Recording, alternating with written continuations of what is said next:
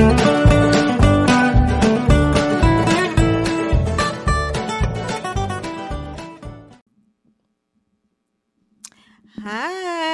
karibu tena katika kipindi chetu cha CL Square Podcast.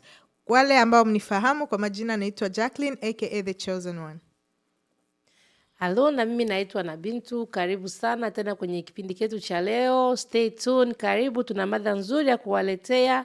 Karibu sana mama, dada, mtoto, kaka, karibu. Leo tunaenda kuongelea wale wanawake ambao wakishazaa, yani wanapoteza feelings kwa Kiswahili. Yani wanapoteza feelings kwa wanaume zao. Okay. So, anazaa anajisahau. Akishazaa yani mapenzi yote anahamisha kwa mtoto wake. Hajui tena kama ana mume, lazima nimshughulikie mume wangu. Yani kila kitu ameacha tu hivyo. Inakuwa kila kitu ni mtoto. Mtoto hivi, mtoto hajakula, mtoto hajavaa, mtoto yani kila kitu mtoto. Wakati zamani labda alikuwa anafanyia mume wake shopping, anamletea nguo, anamtarishia chakula, anamtarishia maji ya kuoga, vitu kama hizo. Lakini tu akishazaa hivi anaachia mtoto. Anasahau. Anaachia kila kitu mtoto. Anachifanya kila kitu kinakuwa kia mtoto. Mimi kama mimi ndaweza kuongelea hapo kidogo. Ni kama vile example, kuna mtoto angali mchanga. Mwezi mmoja. Je, utaacha mtoto alie hapo juu mshurikie baba? Utaridhisha kwanza mtoto juu upate ile amani ya kukamata ile muda kumshurikia babake? Unajua, mtoto akiwa mwezi moja, hapo ni mapema sana. Juu na we mwenyewe haujapona vizuri. Ndiyo. Mwezi moja, 2, 3, it's okay. Mwanaume pia anaweza akakusaidia kwa vitu fulani fulani. Ndiyo. Lakini after miezi 3, jirudie kwa mwanamke. Lakini hata miezi 3 si ni mtoto? Ni mtoto, lakini pia usisahau una mume. Ndiyo, lakini sasa huyo mtoto atakuwa mkubwa, ataenda, utabaki na mume wako. Ndiyo. So ni lazima ujue majukumu yako kwanza kama mke. Usimwachilie mume wako, hapana. Ati juu sasa niko na mtoto, ni mchanga, lazima nimtake care, nimfanye. Ndiyo, lazima utake care. Unapanga schedule yako.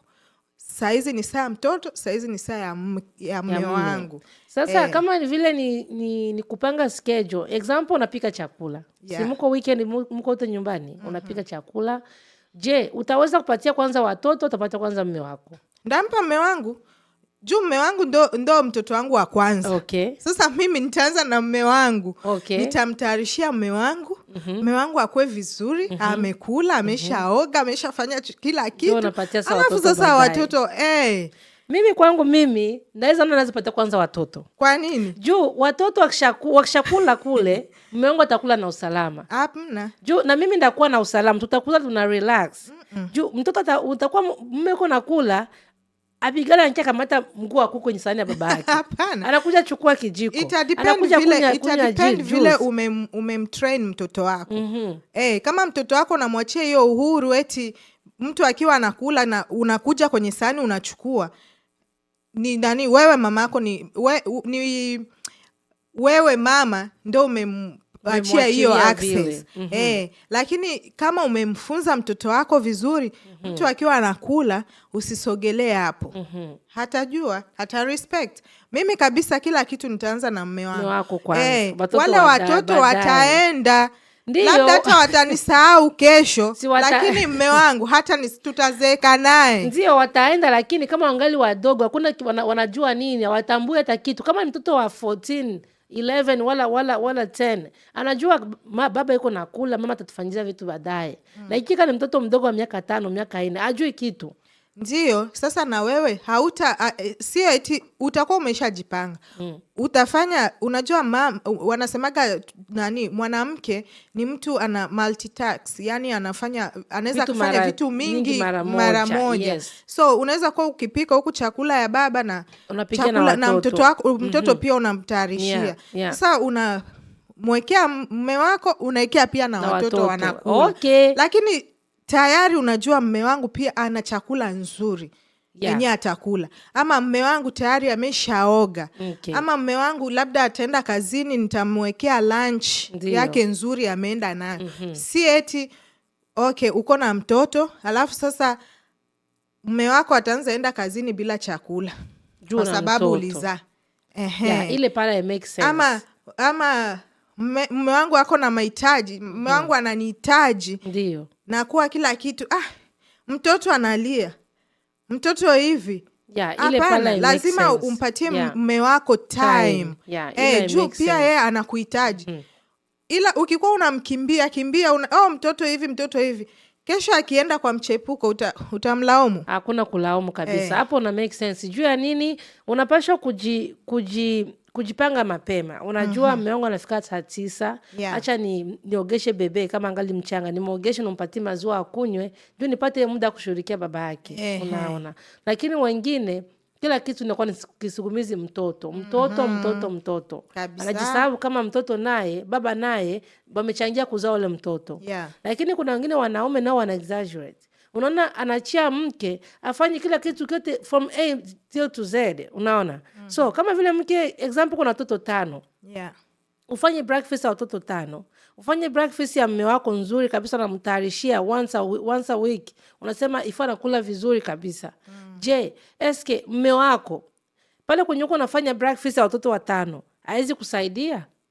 Okay, let's say huyo mume anafaa kwenda kazini asubuhi. Asubuhi kabisa lazima aende kazini. Una expect akusaidie vipi? Hapana. Kama anaenda kazini hana muda kunisaidia, hiyo kabisa mimi na accept kabisa, anapaswa ende kazini.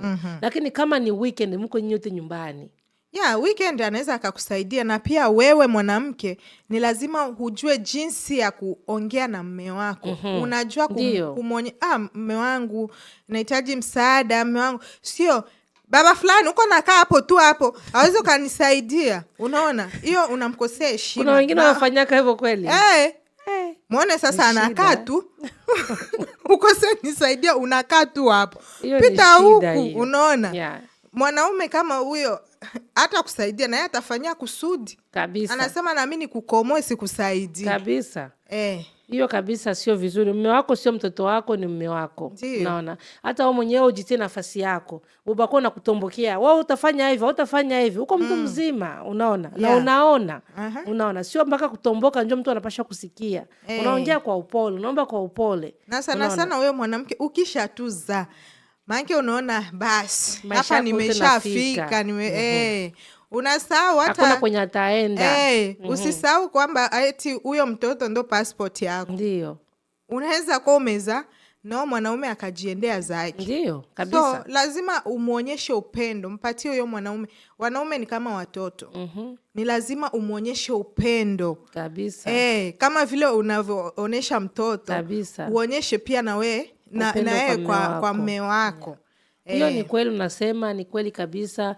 Na wale wanaume wenye wanalalamika wakizao wakishazaa upendo natoka, na ni kitu cha kuangalia ninyi wawili. Lakini unaona gisi nimesema mbele, unaona mnapashwa mnakuwa mnachunga ile harmony yenu kama vile zamani mlikuwa ninyi wawili. Unaona, mnasema leo mama mtoto twende out, mnaenda.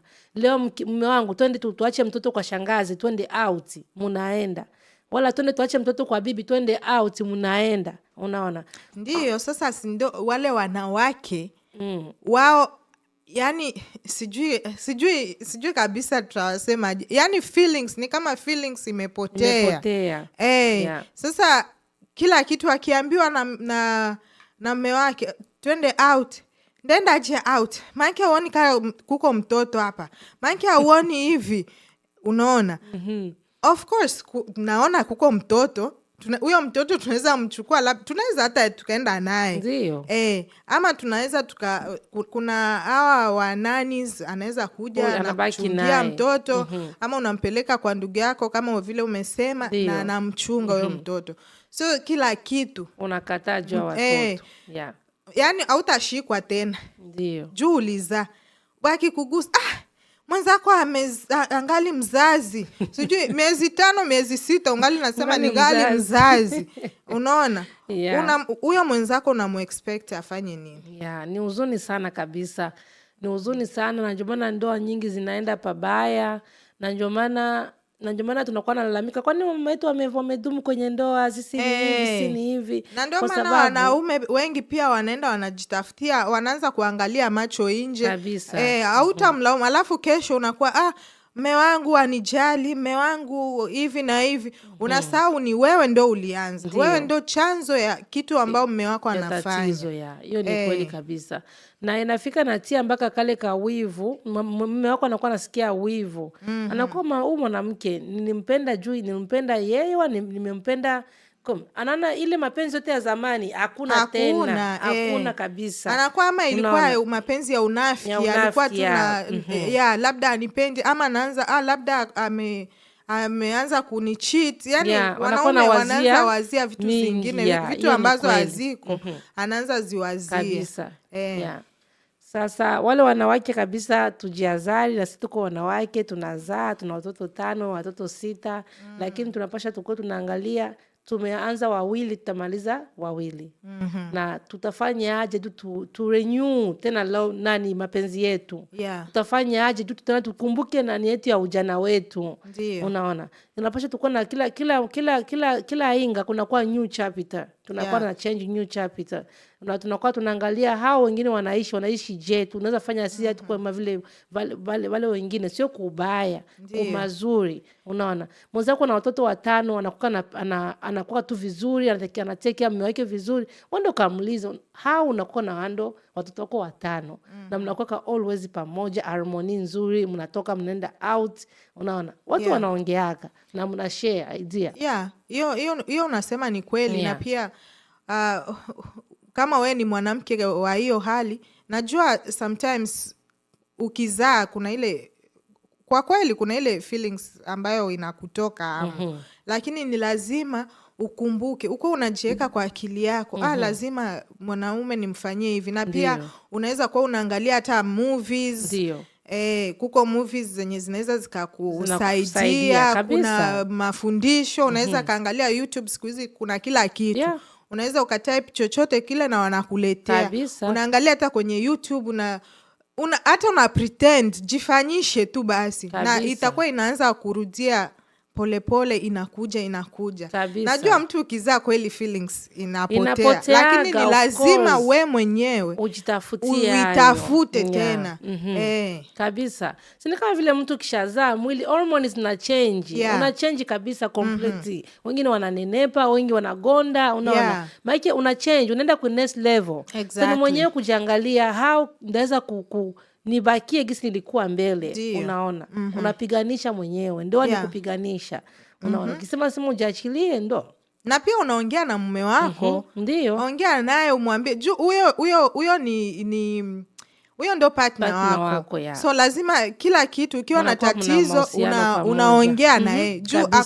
Hakuna siri kati yako na yeye. Kabisa. Nenda ukamwambie mwenzangu, ni hivi, mimi na feel hivi, siko tena na hivi. Na yeye pia atakusaidia. Ndio kabisa. Na wanaume wengine nao wako naambia wake zao, unakaa chini unamwambia mimi sitaki hivi. Lakini utaona mwanaume ana pretend uko tu bien, kumbe bibi yako mke wako ameshanenepa au mtaki tena, lakini upendi kumwambia. Inakuwa na disappoint. Ile point tunapasha tuilete. Hiyo point kabisa tutaileta ya wanaume ambao pia wako hivyo. Lakini leo tuna focus tu na ile wanawake mwenyewe mnapoteza hiyo feelings. So ujaribu kufanya kama we ni mmoja wao, unaweza ukajaribu hiyo method. Asante sana kabisa. So tunafika mwisho wa kipindi yetu. Najua umepata 1 au 2 ambayo imekuelimisha, na kama we ni mmoja ambaye unapitia hiyo tatizo, usiogope. Najua ongea na mwenzako, umuonyeshe feelings zako. Pia unaweza ukaenda kwenye Facebook, unaweza kwenye YouTube, unaweza angalia movie. Kwenye Netflix kuna movie nyingi ambazo zinaweza pia zikakusaidia. Na ninaamini ya kwamba utarudia tena kwa hiyo mapenzi ya mwanzo kabisa. So don't forget to like, share and comment. Until we meet again next time. Bye.